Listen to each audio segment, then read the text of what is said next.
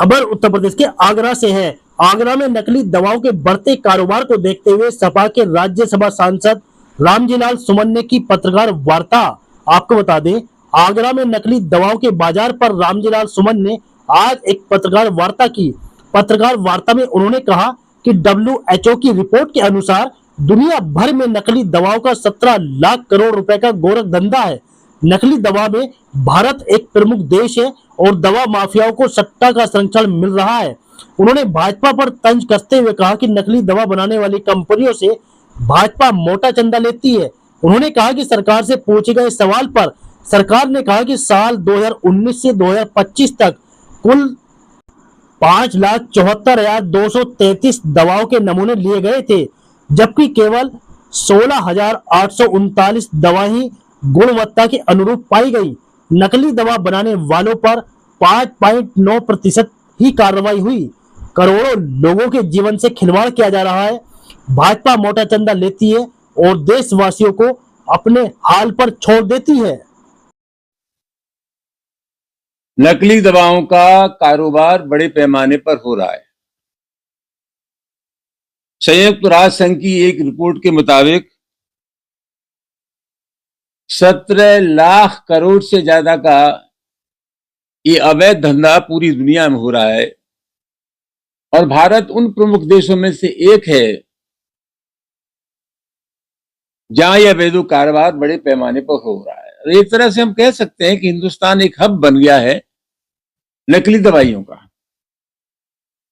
सबसे बड़ा सवाल यह है कि मेरे ये एक लिखित प्रश्न के जवाब में राज्यसभा में सरकार ने जवाब दिया है कि 2019 से लेकर के 2025 तक 5,74,233 दवाओं के नमूने लिए गए और जो नमूने लिए गए उनमें से 16,839 दवाओं के नमूने ही गुणवत्तापूर्ण थे।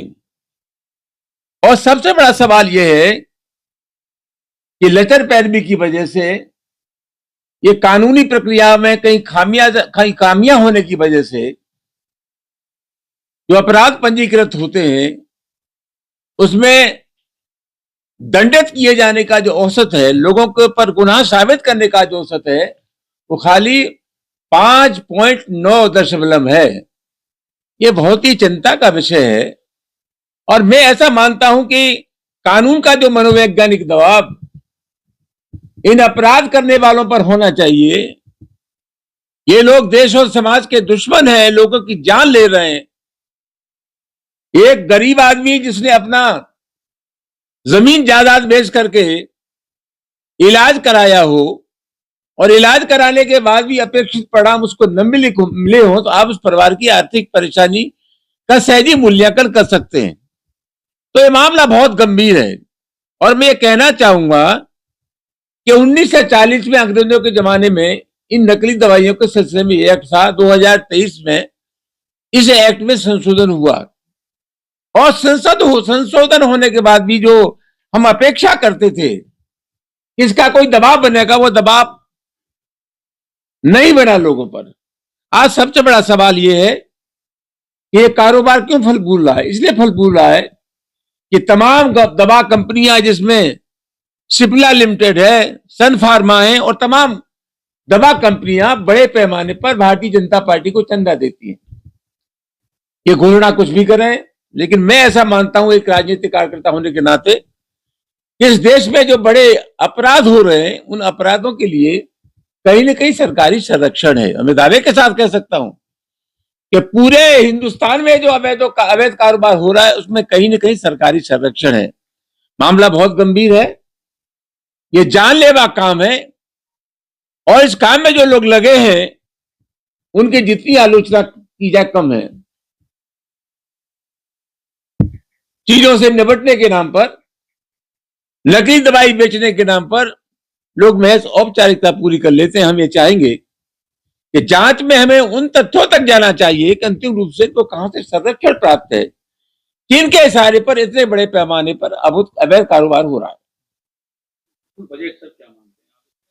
मैंने बताया ना इतने बड़े पैमाने पर अवैध कारोबार, अभी आप देखा आगरा में छापे पड़े और जो रिपोर्ट प्रकाशित हुई है, जो तथ्य सामने आए कि रेलगाड़ियों में चले आ रहे हैं तमाम दवाइयां चली आ रही, तो नहीं पकड़ा गया इन लोगों को। इतने बड़े पैमाने पर एक काम हो रहा है और काम होने के बावजूद भी हम उनके खिलाफ कोई कठोर कार्रवाई नहीं कर पाए। सीधा मतलब क्या है? सीधा मतलब यही है, जैसा मैंने अभी आपसे कहा, इतने बड़े पैमाने पर जो काम हो रहा है वो निश्चित रूप से सरकारी संरक्षण में हो रहा है।